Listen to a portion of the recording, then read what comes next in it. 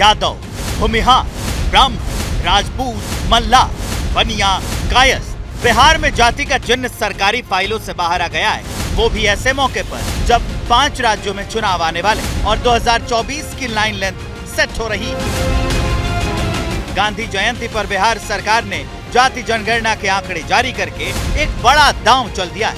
नीतीश सरकार की survey report के मुताबिक बिहार में अत्यंत पिछड़ा की आबादी 36.01%, ओबीसी 27.12%, एससी 19.65%, एसटी 1.68% और जनरल कैटेगरी की आबादी 15.52% है। बिहार में जाति जनगणना के आंकड़े सामने आने के बाद से ही ये सवाल उठने लगे हैं। ऐसा इसलिए है क्योंकि 16 अप्रैल को कांग्रेस अध्यक्ष मल्लिकार्जुन खड़गे ने पीएम मोदी को चिट्ठी लिखकर जाति जनगणना की मांग की थी। आम आदमी पार्टी, डीएमके, एनसीपी जैसी पार्टियों ने इसी मुद्दे पर कांग्रेस का समर्थन किया था। 6 सितंबर को सोनिया गांधी ने चिट्ठी लिखकर संसद के विशेष सत्र में जाति जनगणना पर चर्चा कराने की मांग की थी। राहुल गांधी ने तो नए संसद भवन में हुए विशेष सत्र में लोकसभा में ये मुद्दा उठाया था। डरो मत, हम कास्ट सेंसस की बात कर रहे हैं। देश में कितने ओबीसी हैं, कितने दलित हैं, और उस सवाल का जवाब सिर्फ कास्ट सेंसस से मिल सकता है। जल्दी से जल्दी जो हमने कास्ट सेंसस किया था उसका डेटा आप रिलीज कीजिए, और अगर आप नहीं करेंगे तो हम कर डालेंगे। अब बिहार की जाति जनगणना के आंकड़े सामने आने के बाद दूसरे राज्यों में भी जाति जनगणना चुनावी मुद्दा बनने लगा है। सरकार आई तो सर आप मध्य प्रदेश में भी कराएंगे क्या सर? निश्चित। दरअसल जाति जनगणना के तार आरक्षण और ओबीसी वोट बैंक से जुड़ा हुआ है।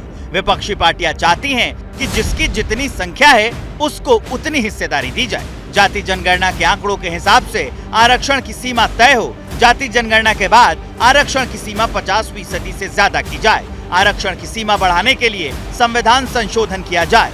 इस लड़ाई में विपक्ष के निशाने पर ओबीसी वोट बैंक है। CSDS लोक नीति के एक सर्वे के मुताबिक ओबीसी वोट बैंक मजबूती से बीजेपी के साथ जुड़ा है। 2014 लोकसभा चुनाव में बीजेपी को 34% तो कांग्रेस को 15% ओबीसी वोट मिला था। 2019 लोकसभा चुनाव में बीजेपी को 44% तो कांग्रेस को 15% ओबीसी वोट ही मिले थे। जाति जनगणना के दांव के जरिए विपक्षी इसी ओबीसी वोटर को अपने साथ लाना चाहता है, क्योंकि विपक्ष के तर्क के मुताबिक बिहार में 36.01% अत्यंत पिछड़ा और 27.12% पिछड़ा मिलाकर ओबीसी को कुल 63.14% आरक्षण मिलना चाहिए। यानी संख्या के आधार पर हिस्सेदारी का वादा कर अब विपक्ष ओबीसी को अपने साथ जोड़ना चाहता है। कि जो हम लोग बिहार में कर रहे हैं कोई आज तक किया है, बिहार में जितना पढ़ना होगा और इसके बारे में हम लोग जो उसके हित में कोई भी काम सभी जातियों का नहीं कर रहे। एक ही बात हम कर रहे, सबके हित में तो काम आगे बढ़ेगा। 85 के आसपास जो है पिछड़ा, अति पिछड़ा, दलित समाज का जो लोग है वो आंकड़ा जो है देश के सामने जो है अब आ चुका है।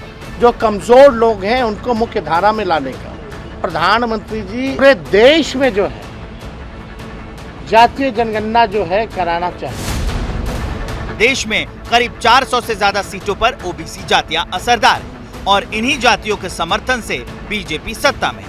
विपक्ष जाति आधारित गणना को बीजेपी के हिंदुत्व वाले कार्ड का काट मान रही है, क्योंकि ऐसा माना जाता है कि ओबीसी वोटर क्षेत्रीय दलों के समर्थक हैं। लेकिन राजनीति में हिंदुत्व का एजेंडा प्रभावी होने के बाद ये वोट बैंक बीजेपी के साथ चला गया। अब जातीय आधारित गणना के मुद्दे से विपक्ष ओबीसी वोट बैंक को अपने साथ जोड़ना चाहता है। बिहार में जाति जनगणना के आंकड़े जारी करके विपक्ष ने अब केंद्र सरकार पर दबाव बढ़ा दिया है, क्योंकि ये मुद्दा सीधे सीधे आरक्षण से जुड़ रहा है।